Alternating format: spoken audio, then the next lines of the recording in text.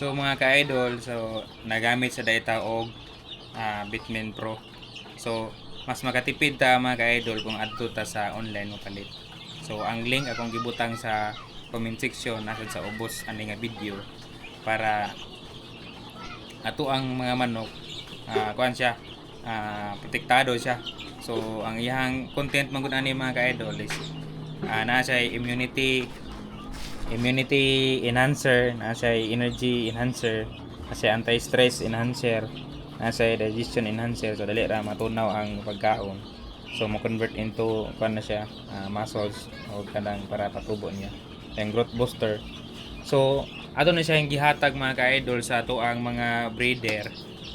Usa sa gihatag to sa mga breeder niya. Kana siyang mga may mga taas-taas na nga edad. So dili wala na diri sa brooder, naa na siya sa growing stage. Mao na itong gihatag gud mga ka-idol. So aside sa ato be kani pod no, lain pod nga product. So mapalit ni nato sa online mga ka-idol na aran ni sa ubos.